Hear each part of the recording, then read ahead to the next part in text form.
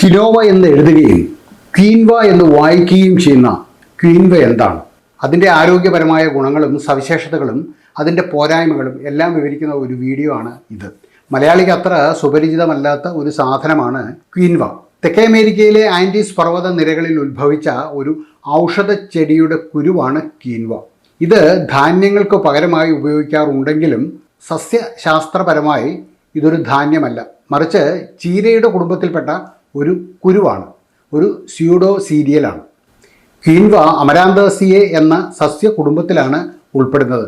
ഈ കുടുംബത്തിൽ ക്വീൻവയെ കൂടാതെ ചീര, അമരാന്ത്, പാലക്ക്, അതുപോലെ ബീറ്റ്റൂട്ട് തുടങ്ങിയ സസ്യങ്ങളും ഉൾപ്പെടുന്നു. ക്വീൻവയുടെ ശാസ്ത്രീയ നാമം ചെനോപോഡിയം ക്വീൻവ എന്നാണ്. ഭക്ഷണക്രമത്തിൽ ക്വീൻവ അല്ലെങ്കിൽ അരി എന്നിവയിൽ ഏതാണ് കൂടുതൽ ഗുണകരമെന്ന് ഈ വീഡിയോ വിശകലനം ചെയ്യുന്നു. സസ്യാഹാരം കഴിക്കുന്നവർക്ക് ആവശ്യമായ എല്ലാ അമിനോ ആസിഡുകളും അടങ്ങിയ ഒരു സമ്പൂർണ്ണ പ്രോട്ടീൻ സ്രോതസ്സാണ് ക്വീൻവ. അരിയുമായി താരതമ്യം ചെയ്യുമ്പോൾ ക്വീൻവയിൽ ഫൈബറും ധാതുക്കളും കൂടുതലാണെന്നും ഇത് രക്തത്തിലെ പഞ്ചസാരയുടെ അളവ് നിയന്ത്രിക്കുവാനും അതുപോലെ ശരീരഭാരം കുറയ്ക്കുവാനും സഹായിക്കും എന്ന് ഡോക്ടർമാർ പറയുന്നു. എന്നാൽ ദഹന പ്രശ്നം ഉള്ളവർക്ക് വെള്ള അരി ആണ് കൂടുതൽ എളുപ്പത്തിൽ ദഹിക്കുന്നത്. ഇതിൻ്റെ വിത്തുകളിൽ അടങ്ങിയിരിക്കുന്ന ലെക്റ്റിൻ പോലെയുള്ള ദോഷകരമായ ഘടകങ്ങൾ ഒഴിവാക്കാൻ ഇവ പാചകം ചെയ്യുന്നതിന് മുമ്പ് കുതിർത്ത് വയ്ക്കുന്നത് നല്ലതാണ്. അന്തിമമായി ആരോഗ്യപരമായ ഒട്ടുമിക്ക കാരണങ്ങളാലും അരിയേക്കാൾ മികച്ചത് ക്വീൻവയാണ്.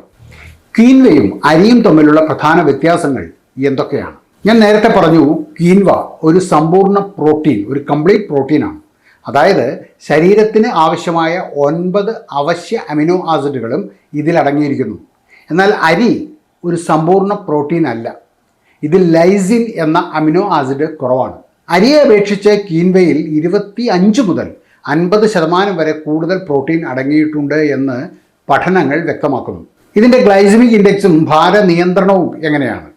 ക്വീൻവയുടെ ഗ്ലൈസമിക് ഇൻഡെക്സ് 53. അത് കുറവായതിനാൽ അത് രക്തത്തിലെ പഞ്ചസാരയുടെ അളവ് പെട്ടെന്ന് വർദ്ധിപ്പിക്കില്ല. ഇത് ഭാരം കുറയ്ക്കുവാൻ സഹായിക്കുന്നു. എന്നാൽ വെളുത്ത അരിയുടേത് 73ഉം തവിട്ട് അരിയുടേത് 68ഉമാണ് ഗ്ലൈസമിക് ഇൻഡെക്സ്. അപ്പോൾ ഇത് രണ്ടും കൂടുതലാണ് എന്ന് മനസ്സിലായല്ലോ. ക്വീൻവയിലെ ഇരുമ്പ്, മഗ്നീഷ്യം, സിങ്ക്, ബി വിറ്റമിനുകൾ എന്നിവ ഉയർന്ന അളവിൽ അടങ്ങിയിരിക്കുന്നു.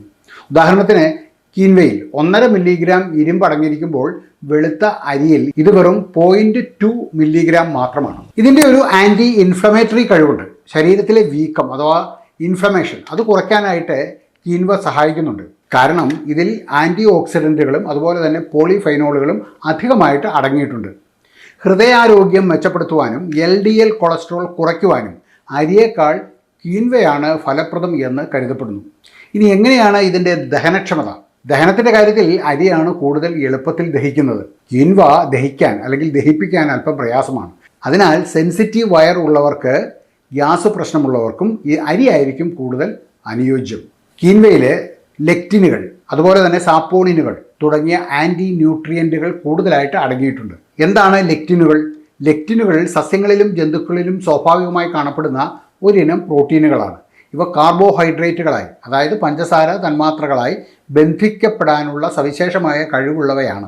ഈ ലെക്റ്റിനുകളെ പലപ്പോഴും ആൻറ്റി ന്യൂട്രിയൻസ് എന്ന് വിളിക്കാറുണ്ട്. കാരണം ഇവ കാൽസ്യം, ഇരുമ്പ് തുടങ്ങിയ പോഷകങ്ങളുടെ ആഗിരണത്തെ തടസ്സപ്പെടുത്തുന്നു. അതേപോലെ എന്താണ് സാപ്പോണിനുകൾ? ജലവുമായി കലർത്തുമ്പോൾ സോപ്പ് പത പോലെ പതയുണ്ടാക്കാൻ കഴിവുള്ള സസ്യങ്ങളിൽ സ്വാഭാവികമായും കാണപ്പെടുന്ന ഒരു കൂട്ടം രാസ സംയുക്തങ്ങളാണ് ഈ സാപ്പോണിനുകൾ. സസ്യങ്ങളുടെ പ്രതിരോധ സംവിധാനത്തിൻ്റെ ഭാഗമായിട്ട് പ്രവർത്തിക്കുന്ന ഇവ കീടങ്ങളിൽ നിന്നും അണുബാധകളിൽ നിന്നും ചെടികളെ സംരക്ഷിക്കുന്നു. ഈ സാപ്പോണിനുകളെ ആൻറ്റി ന്യൂട്രിയൻറ്റുകൾ എന്ന് വിളിക്കുന്നത് അവ ഭക്ഷണത്തിലെ അവശ്യ പോഷകങ്ങളുടെ ആഗിരണത്തെ തടസ്സപ്പെടുത്തുന്നത് കൊണ്ടാണ്. സസ്യങ്ങളിലെ കീടങ്ങളിൽ നിന്നും അതുപോലെ രോഗങ്ങളിൽ നിന്നും സ്വയം സംരക്ഷിക്കാനുള്ള ഒരു പ്രതിരോധ സംവിധാനമായാണ് ഈ സാപ്പോണിനുകൾ അല്ലെങ്കിൽ ഈ ആൻറ്റി ന്യൂട്രിയൻറ്റുകൾ പ്രവർത്തിക്കുന്നത്. ഇത് ചിലരിലെ വയറിന് അസ്വസ്ഥതകൾ ഉണ്ടാക്കിയേക്കാം. വെളുത്ത അരിയിൽ ഇത്തരം ഘടകങ്ങൾ വളരെ കുറവാണ്. ക്വീൻവയുടെ പോഷക ഗുണങ്ങൾ പരമാവധി ലഭിക്കുന്നതിനും ദഹനം സുഗമമാക്കുന്നതിനും അത് ശരിയായി പാചകം ചെയ്യേണ്ടത് അത്യാവശ്യമാണ്. ക്വീൻവ പാചകം ചെയ്യേണ്ട ശരിയായ രീതി എന്താണ്? ക്വീൻവ പാചകം ചെയ്യുന്നതിന് മുൻപ് കുറഞ്ഞത് 1 മണിക്കൂറെങ്കിലും കുതിർത്ത് വെക്കേണ്ടതുണ്ട്. ഇങ്ങനെ ചെയ്യുന്നത് ക്വീൻവയിലുള്ള ലെക്റ്റിനുകളുടെയും അതുപോലെ തന്നെ സാപ്പോണിനുകളുടെയും അളവ് 70 മുതൽ 80% വരെ കുറയ്ക്കുവാൻ സഹായിക്കുന്നു. കൂടാതെ ഇത് ക്വീൻവയുടെ ദഹനക്ഷമത വർദ്ധിപ്പിക്കുകയും ചെയ്യുന്നു. ഇതിങ്ങനെ 1 മണിക്കൂർ കുതിർത്ത് വെച്ചതിന് ശേഷം ആ വെള്ളം കളയേണ്ടതാണ്. അതിനുശേഷം പുതിയ വെള്ളം ഉപയോഗിച്ച് വേണം നമ്മൾ പാചകം ചെയ്യാൻ. ക്വീൻവ പാചകം ചെയ്യുമ്പോൾ അല്ലെങ്കിൽ പാകം ചെയ്യുമ്പോൾ പ്രഷർ കുക്കർ ഉപയോഗിക്കുന്നതാണ് ഏറ്റവും അനുയോജ്യം. ഇത് ലെക്റ്റിനുകളുടെ അളവ് വീണ്ടും കുറയ്ക്കുവാനും ദഹനം എളുപ്പമാക്കുവാനും സഹായിക്കുമെന്ന് പഠനങ്ങൾ വ്യക്തമാക്കുന്നു. ഇത്തരത്തിൽ പാകം ചെയ്യുന്നത് ക്വീൻവ മൂലമുണ്ടാകുവാൻ സാധ്യതയുള്ള വയറിലെ അസ്വസ്ഥതകൾ കുറയ്ക്കുവാനും അതിലെ പോഷകങ്ങൾ ശരീരം ശരിയായി ആഗിരണം ചെയ്യുവാനും സഹായിക്കും. ക്വീൻവ അമിതമായിട്ട് കഴിക്കുമ്പോഴോ അല്ലെങ്കിൽ ശരിയായ രീതിയിൽ പാചകം ചെയ്യാതെ കഴിക്കുമ്പോഴോ ഉണ്ടാകാൻ സാധ്യതയുള്ള ചില പാർശ്വഫലങ്ങളുണ്ട്. അതെന്തൊക്കെയാണ്? ഒന്നാമത്തത് ദഹന അസ്വസ്ഥതകളാണ്. അരിയെ അപേക്ഷിച്ച് ക്വീൻവ ദഹിക്കാൻ അല്പം പ്രയാസമാണ്. അതിനാൽ സെൻസിറ്റീവ് വയറുള്ള വ്യക്തികളിൽ ഇത് വയർ വീർക്കുന്നതിനും ബ്ലോട്ടിങ് അതുപോലെ തന്നെ ഗ്യാസ് സംബന്ധമായ മറ്റു പ്രശ്നങ്ങൾക്കും ഒരുപക്ഷെ കാരണമായേക്കാം. മറ്റൊന്ന് ലീക്കി ഗട്ടാണ്. ക്വീൻവയിൽ ലെക്റ്റിനുകൾ അതുപോലെ തന്നെ സാപ്പോണിനുകൾ ഉണ്ട് എന്ന് നമ്മൾ നേരത്തെ പറഞ്ഞു.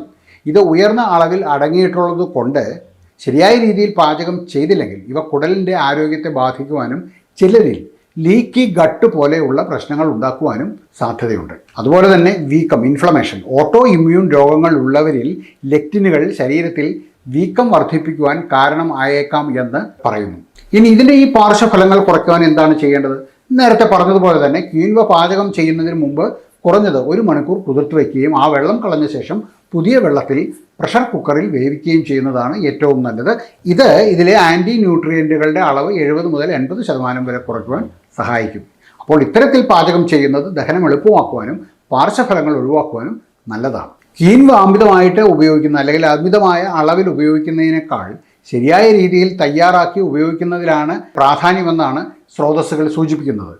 നിങ്ങളുടെ വയർ വളരെ സെൻസിറ്റീവ് ആണെങ്കിൽ ക്വീൻവയേക്കാൾ അരി ആയിരിക്കും ദഹനത്തിന് കൂടുതൽ അനുയോജ്യം.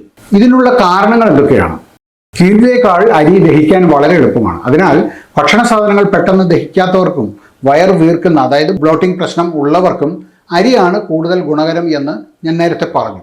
അതുപോലെ തന്നെ ക്വീൻവയിലെ ആൻറ്റി ന്യൂട്രിയൻറ്റുകൾ അത് അരിയിലില്ല. ഇത് സെൻസിറ്റീവ് വയറുകളുള്ളവർക്ക് അല്ലെങ്കിൽ ലീക്കി ഗട്ട് പോലെയുള്ള പ്രശ്നങ്ങളുള്ളവർക്ക് അല്ലെങ്കിൽ പ്രശ്നങ്ങൾ ഉണ്ടാകാൻ കാരണമായേക്കാം. കാരണം നേരത്തെ പറഞ്ഞ ലെക്റ്റിനുകളുടെ അല്ലെങ്കിൽ സാപ്പോണിനുകളുടെ അളവ് ഈ അരിയിൽ വളരെ കുറവാണ്. അതേപോലെ മറ്റു ഭക്ഷണങ്ങളോട് അലർജിയോ അസ്വസ്ഥതയോ ഉള്ളവർക്ക് പോലും അരി പെട്ടെന്ന് ശരീരം സ്വീകരിക്കും. കാരണം അതിൻ്റെ ടോളറൻസ് ലെവൽ കുറച്ചധികം കൂടുതലാണ്, കുറച്ച് ബെറ്റർ ആണ് എന്ന് നമുക്ക് പറയാം. എന്നിരുന്നാലും നിങ്ങൾ അരിയോ ക്വീൻവയോ ഉപയോഗിക്കുകയാണെങ്കിൽ അവ പാചകം ചെയ്യുന്നതിന് മുമ്പ് ഏറ്റവും കുറഞ്ഞത് 1 മണിക്കൂർ കുതിർത്ത് വയ്ക്കുന്നതും പിന്നീട് പുതിയ വെള്ളത്തിൽ പ്രഷർ കുക്കറിൽ വേവിക്കുന്നതും നല്ലതാണ്. പ്രമേഹ രോഗികൾക്ക് അരിയെ അപേക്ഷിച്ച് ക്വീൻവയാണ് കൂടുതൽ ഗുണകരം എന്നാണ് പറയുന്നത്. ഇതിനുള്ള പ്രധാന കാരണങ്ങൾ എന്തൊക്കെയാണ്? ഒന്ന്, കുറഞ്ഞ ഗ്ലൈസമിക് ഇൻഡെക്സ് ആണ്. ക്വീൻവയുടെ ഗ്ലൈസമിക് ഇൻഡെക്സ് 53 ആണ് എന്ന് ഞാൻ നേരത്തെ പറഞ്ഞു. വെളുത്ത അരിയോ അതുപോലെ തന്നെ തവിട്ടരിയേക്കാളും അത് വളരെ കുറവാണ്. അപ്പോൾ ഈ കുറഞ്ഞ ഗ്ലൈസമിക് ഇൻഡെക്സ് ഉള്ള ഭക്ഷണങ്ങളിൽ രക്തത്തിലെ പഞ്ചസാരയുടെ അളവ് പെട്ടെന്ന് വർദ്ധിപ്പിക്കില്ല. അതാണ് ഒരു കാരണം. മറ്റൊന്ന്, ക്വീൻവ ശരീരത്തിലേക്ക് സാവധാനം ഊർജം പുറത്തുവിടുന്നതിനാൽ ഇത് ദീർഘനേരം രക്തത്തിലെ പഞ്ചസാരയുടെ അളവ് സ്ഥിരമായി നിലനിർത്തുവാൻ സഹായിക്കുന്നു. എന്നാൽ ഈ വെളുത്ത അരി അല്ലെങ്കിൽ തവിട്ടരിയൊക്കെ കഴിക്കുന്നത് രക്തത്തിലെ പഞ്ചസാര പെട്ടെന്ന് ഉയരുവാൻ അതായത് ഷുഗർ സ്പൈക്സ് ഉണ്ടാകുവാൻ കാരണമാകുന്നു. അതുപോലെ തന്നെ പ്രമേഹ നിയന്ത്രണത്തിൽ മാത്രമല്ല ഭാരം നിയന്ത്രിക്കുന്നതിലും ഇത് വളരെ പ്രധാനമാണ്. ക്വീൻവ കഴിക്കുന്നത് ഭാരം കുറയ്ക്കുവാനും പ്രമേഹം മികച്ച രീതിയിൽ കൈകാര്യം ചെയ്യുവാനും സഹായിക്കുന്നു. ചുരുക്കത്തിൽ രക്തത്തിലെ പഞ്ചസാര നിയന്ത്രിക്കുവാനും സ്ഥിരമായ ഊർജം ലഭിക്കുവാനും പ്രമേഹ രോഗികൾക്ക് ഏറ്റവും അനുയോജ്യമായ ഒരു ഭക്ഷണമാണ് ക്വീൻവ. തൈറോയിഡ് ഉള്ളവർക്ക് ക്വീൻവ വളരെ നല്ലൊരു ഭക്ഷണമാണ് എന്നാണ് പഠനങ്ങൾ വ്യക്തമാക്കുന്നത്. കാരണം ഇതിലെ അത്യാവശ്യ പോഷകങ്ങളാണ്. തൈറോയിഡ് ഹോർമോണിൻ്റെ ഉൽപ്പാദനത്തിന് ആവശ്യമായ ഇരുമ്പ്, മഗ്നീഷ്യം, സിങ്ക്, ബി വിറ്റമിനുകൾ ഇവ ക്വീൻവയിൽ ധാരാളമായിട്ട് അടങ്ങിയിട്ടുണ്ട്. അതുപോലെ തന്നെ ഇരുമ്പിൻ്റെ അളവും ഇതിൽ കൂടുതലാണ്. ഇനി കുട്ടികൾക്ക് ക്വീൻവ കൊടുക്കാമോ? കുട്ടികൾക്ക് ക്വീൻവ നൽകുന്നതിനെക്കുറിച്ച് പ്രത്യേകം പരാമർശങ്ങളൊന്നുമില്ല. എങ്കിലും ക്വീൻവയുടെ പോഷക ഗുണങ്ങളെ അടിസ്ഥാനമാക്കി കുട്ടികൾക്ക് ഇത് നൽകുന്നതിലെ ഗുണങ്ങളും ശ്രദ്ധിക്കേണ്ട കാര്യങ്ങളും ഇതൊക്കെയാണ്. ഒന്ന്, ഇതിലെ ഉയർന്ന പോഷക മൂല്യമാണ്. കുട്ടികളുടെ വളർച്ചയ്ക്ക് ആവശ്യമായ ഇരുമ്പ്, മഗ്നീഷ്യം, സിങ്ക്, ബി വിറ്റമിനുകൾ ഇത് ക്വീൻവയിൽ വളരെ കൂടുതലാണ്, സമൃദ്ധമായിട്ട് അടങ്ങിയിട്ടുണ്ട്. അപ്പോൾ ക്വീൻവയിലെ ഇരുമ്പിൻ്റെ അളവും വളരെ കൂടുതലാണ്. അപ്പോൾ ഈ വെളുത്ത അരിയും അതുപോലെ തന്നെ തവിട്ടരിയേക്കാളൊക്കെ ഇത് കൂടുതലായതുകൊണ്ട് ഇതൊരു സമ്പൂർണ്ണ പ്രോട്ടീനുമാണ്. നമ്മൾ നേരത്തെ പറഞ്ഞു. അപ്പോൾ കുട്ടികളുടെ ശാരീരിക വളർച്ചയ്ക്ക് ആവശ്യമായ 9 അവശ്യ അമിനോ ആസിഡുകളും അടങ്ങിയ ഒരു സമ്പൂർണ്ണ പ്രോട്ടീൻ ഉറവിടമാണ് ക്വീൻവ. എന്നിരുന്നാലും ഞാൻ നേരത്തെ പറഞ്ഞതുപോലെ ക്വീൻവ ദഹിക്കാൻ അരിയേക്കാൾ അല്പം പ്രയാസമാണ്. അതുകൊണ്ട് കുട്ടികൾക്കും സെൻസിറ്റീവ് വയറാണെങ്കിൽ ക്വീൻവ കഴിക്കുന്നത് അസ്വസ്ഥതകൾക്ക് കാരണമായേക്കാം. അത്തരം സാഹചര്യങ്ങളിൽ അരിയായിരിക്കും കൂടുതൽ അനുയോജ്യം. അപ്പോൾ ശ്രദ്ധിക്കേണ്ടത് ഒറ്റ കാര്യമേ ഉള്ളൂ. കുട്ടികളുടെ ഭക്ഷണക്രമത്തിൽ നിങ്ങൾ മാറ്റം വരുത്തുന്നതിന് മുൻപ് ഒരു പീഡിയാട്രീഷ്യൻ്റെ നിർദ്ദേശം തേടുന്നത് എന്തുകൊണ്ടും ഉചിതമായിരിക്കും. അപ്പോൾ ഇതൊക്കെയാണ് നമുക്ക് ക്വീൻവയെക്കുറിച്ച് പറയാനുള്ളത്. ഈ വീഡിയോ നിങ്ങൾക്ക് ഇഷ്ടമായിട്ടുണ്ടെങ്കിൽ മറ്റുള്ളവർ കൂടി ഒന്ന് ഷെയർ ചെയ്ത് കൊടുക്കുക. വീഡിയോ കണ്ട എല്ലാവർക്കും നന്ദി. നമസ്കാരം.